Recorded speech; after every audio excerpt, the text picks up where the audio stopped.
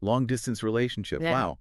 Just saying, it brings up, images of late night video calls, figuring out time zones, um, just a lot of missing someone. Absolutely. That feeling of yearning is almost synonymous with it. But what does it really actually mean to love someone across miles today?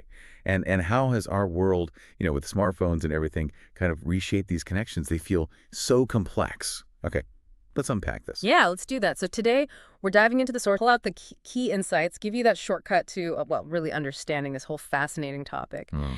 And this deep dive, specifically, we're looking at the dynamics, the challenges. Some are really surprising, and even the science behind LDRs.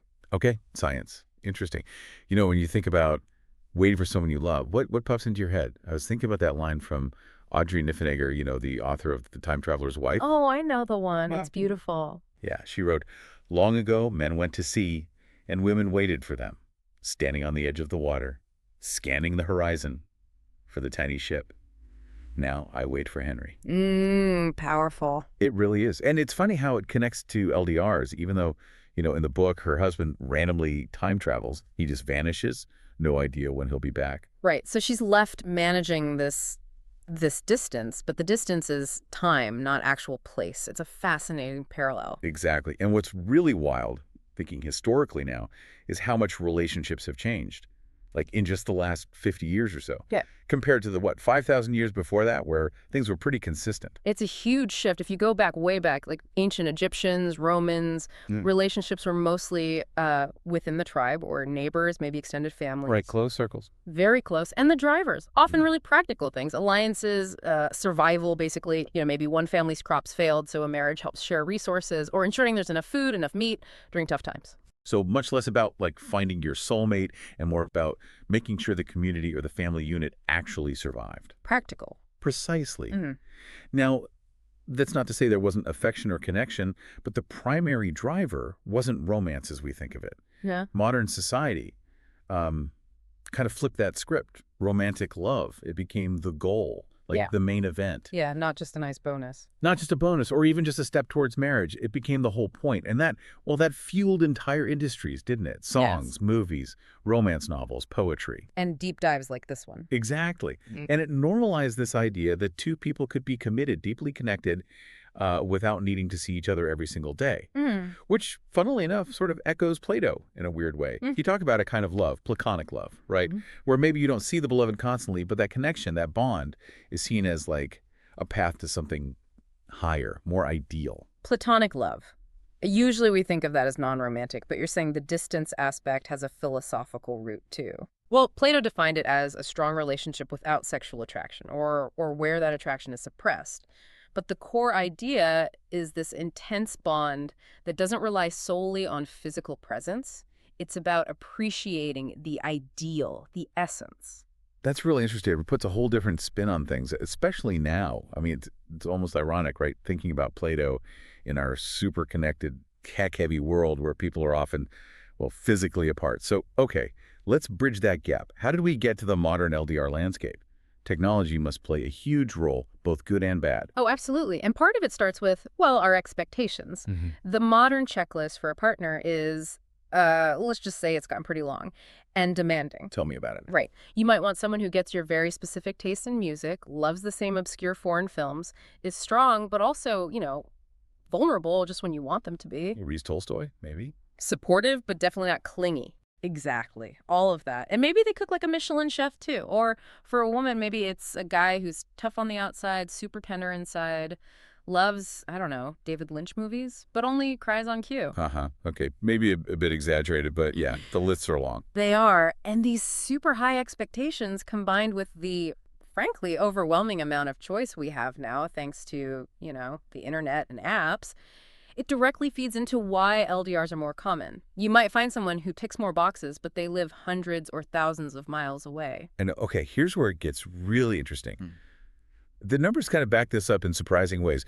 Did you know some studies show 75%, 3/4 of university students have been in an LDR at some point? Wow, 75%. That's huge. Isn't it? And think about how people even meet. Back in, say, 1995, is mostly people you knew, right? Acquaintances, work colleagues, university friends, geographically close. Sure. Your local environment. But fast forward to 2017. Okay. Get this. 39% of couples reported meeting online. Almost 40%. The algorithms, they're basically the main matchmaker now. The median for marriage, as one source put it. That shift is incredible. And it leads to maybe the most surprising definition of long distance I came across in the research. Oh, what's that? Well, some studies, they actually consider couples who only see each other like once or twice a week to be in a long distance relationship. No way. Once or twice a week. That's many dating couples, Yeah. or even married couples in some situations, depending on work or whatever. Exactly. Think about dating, engagements, even, yes, some marriages where maybe schedules mean they don't have that daily physical intimacy. Suddenly, under that definition, a massive percentage of relationships, maybe even say 75% of relationships in certain places, like Egypt as one source noted, could technically be called long distance. That completely reframes it. It's not just about different continents. Yeah, not always. It highlights the importance of that regular physical presence. But here's the kicker. Despite how common they are, in whichever form, the overall success rate, it hovers around 58%. Oof. So basically a coin toss. Just slightly better than 50-50. Pretty much. It tells you just how challenging they really are. So, okay, a couple decides to do it. They're going the distance. What happens next? What are the sort of phases people go through? I imagine it starts with the big decision phase, right? Just choosing to try. Yes, that initial commitment is key. Then often comes what researchers call the parting phase.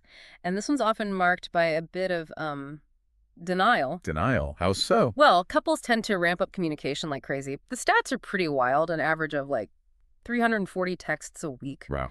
And about 8 hours of calls or video chats per week. They act almost as if nothing changed. There's this strong belief, maybe a hope, that technology can just completely fill the void. Like, we can text all day, video call every night, it'll be fine. Exactly that mindset. But while that denial phase usually doesn't last, reality tends to bite. Uh-oh.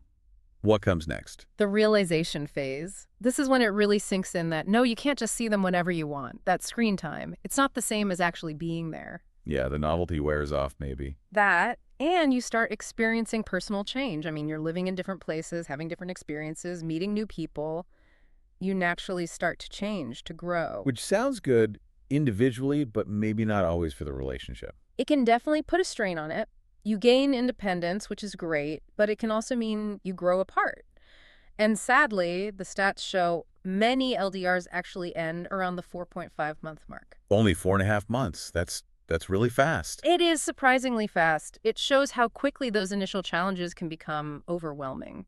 And I imagine during this time, things that seem totally normal can suddenly become huge issues, like maybe your partner posts a photo online having fun with colleagues.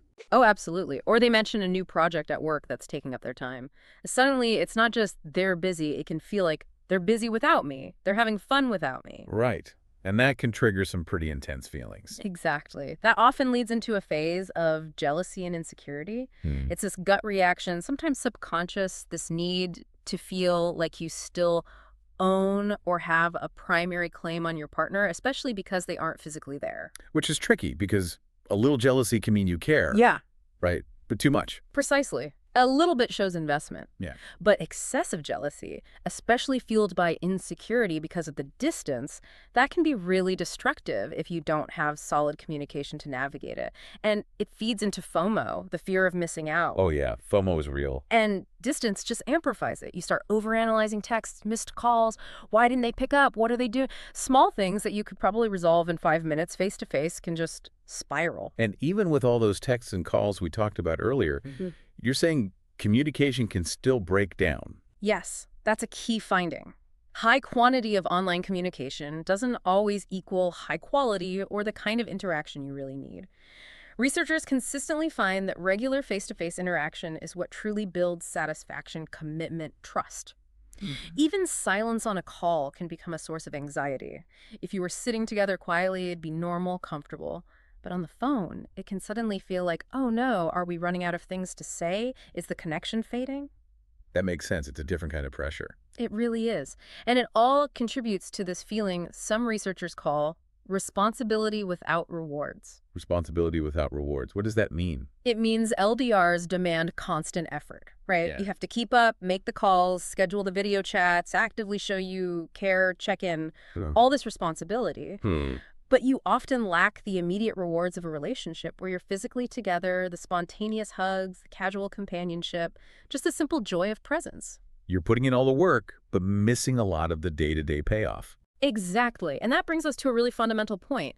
What is actually missing when your connection is mostly through a screen? It's more than just not being in the same room. Right. There must be deeper, maybe biological stuff going on. There absolutely is. Science shows technology falls short in some really key ways. Let's talk about the voice paradox. Voice paradox. Okay, intriguing. So we know voice calls are generally better than texting, right? They actually lower cortisol, the stress hormone, and boost oxytocin, that's the connection happiness hormone. Okay, so calls are good. Better than text, yes. But here's the paradox. Research suggests the actual content of what you're saying often matters less than the auditory signals themselves. Yeah. And our phones mess with those signals. Oh, like bad reception. Not just that. Phones process and compress our voices to send them efficiently. They often operate in a higher frequency range, say 300 to 3,000 hertz, than our natural speaking voices. Which are lower. Yeah, typically girls' voices are around 165, 255 hertz, guys around 8,555 hertz. There's something called the harmonic series that helps our brains compensate and recognize the voice, but it's not quite the real thing. You're not hearing the full natural resonance of your partner's true voice. Whoa. So even when I hear them, I'm not really hearing them. Not in the exact same way you would if they were right next to you. It's subtle, maybe often subconscious, but it could impact that deep sense of connection. It might even explain why, babies or pets sometimes don't seem to recognize familiar voices over the phone. That is wild. Okay, so the voice is distorted. What else is missing? Well, think about nonverbal cues. So much of our understanding, our empathy, comes from seeing someone's face, their eyes, their body language. Compassion, really feeling what someone else is feeling, is massively helped by direct eye contact, by all those tiny signals we pick up instinctively. Which you just don't get on a regular phone call. And even video calls can be laggy or awkward. Exactly. And then there's the huge one, olfactory cues, smell. Really? Absolutely. Humans, like tons of other animals, rely heavily on smell for connection and recognition. We produce pheromones, these chemical signals that our bodies give off. They play a role in attraction, bonding, recognizing loved ones, basically feeling that biological connection. And obviously you can't smell someone through a phone. Nope. No smell, no touch, and even taste gets affected because taste is so closely linked to smell and even vision. Think about cute aggression, that weird urge to kind of eat something adorable like a baby's chubby cheeks. That's partly triggered by visual and likely olfactory cues of connection. Without smell, touch, taste, the whole sensory experience of the relationship is fundamentally altered. Man, it sounds like fighting an uphill battle against basic biology sometimes. So, okay, distance is hard. Really hard. Logically, then, closing the distance, finally reuniting, that should be the ultimate goal, the happy ending, right? You would absolutely think so. All that effort, all that waiting, reunion should be the payoff. But I sense a but coming. There is a but. And it's a really surprising, kind of counterintuitive one. Research, specifically from Ohio University, found something pretty startling. Lay it on me. They found that a third one out of every 3 LDR couples who closed the distance and finally got back together broke up within the first 3 months of that reunion. Wait, a thirdie broke up after getting back together. After all that. That's actually heartbreaking. Why? What happens? It seems almost cruel, doesn't it? But there are reasons. One major factor is the erosion of ideals. Erosion of ideals. Yeah, when you're apart, it's really easy to build up this imaginary ideal of your partner and the relationship. Distance kind of lends itself to putting the person on a pedestal, maybe focusing only on the good parts, creating this almost platonic sense of nobility about them or the connection. So you create a fantasy version in your head. Right. Pretty much. But then you close the distance, you're living together day to day, and reality crashes in. The real person, with all their quirks and, maybe unflattering habits that you didn't see from afar, might not perfectly match that idealized image. Even those pheromones you were unconsciously missing. Maybe they don't smell quite like you imagined when you're actually there. Ouch. The reality check is harsh. It can be. Another issue is communication gaps. You'd think communication would get better, but often disagreements become more frequent and harder to resolve after reunion. Why would that be? Possibly because they never really learned to navigate nuanced everyday conflict effectively while apart. They relied on scheduled calls, avoided difficult topics, didn't have practice reading subtle nonverbal cues and disagreements. So when normal couple conflicts arise in person, they might lack the tools to handle them well. They didn't build that conflict resolution muscle together. Sort of, yeah. And finally, there's an internal struggle. Self-perception versus reality. Someone might feel misunderstood by their partner once they're together constantly, or they might struggle with their own self-worth, finding it hard to accept this closeness and love if, deep down, they feel they don't deserve it, like an imposter syndrome within the relationship. That's deep. Feeling like you don't deserve the love you worked so hard to maintain. It's a real internal conflict, seeing yourself one way while maybe your partner sees wonderful things you can't acknowledge in yourself. On that note, it's worth remembering, if your partner loves you, especially after sticking through distance, it's usually because they see amazing qualities in you. Qualities maybe you haven't even fully recognized yourself yet. You do deserve that love. That's a really important point to hold on to. So, okay, we've covered a lot. History, stats, the emotional roller coaster, the science, even the shock of reunion. So what does this all mean for you, the listener? This deep dive, it's not about telling you yes or no on LDRs. The aim is really just to broaden your understanding, to give you a clearer picture of the unique challenges, the specific circumstances involved. Exactly. It's about informed perspective. And if you are in an LDR or thinking about one, there are some practical takeaways from all this research. Okay, like what? Well, first, know that those initial 4 months or so, statistically, they are often the hardest.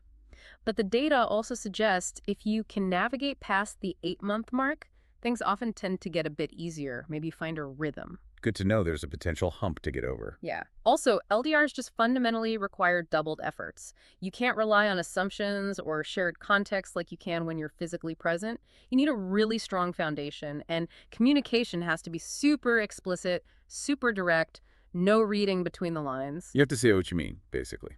Absolutely. And maybe one of the most crucial mindset shifts is accepting that your partner can live their life independently.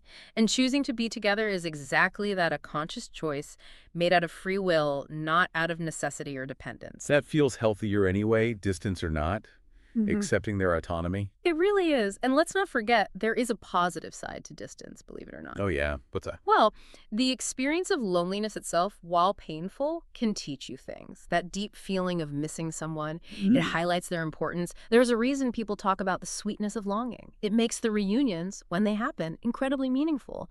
You have so much to share, such a deep appreciation for just being present together. Absence makes the heart grow fonder. Sometimes. Sometimes, yes. It's not a simple distance bad, closeness good equation. It's about understanding the specific demands of the situation you're in and adapting. That makes sense. Yeah. It reminds me of something Mohammed Khamis, an observer quoted in one source, said about LDRs. You put it really simply. No matter how many qualities my phone has, I will never fall in love with a phone. That cuts right to it. Doesn't it?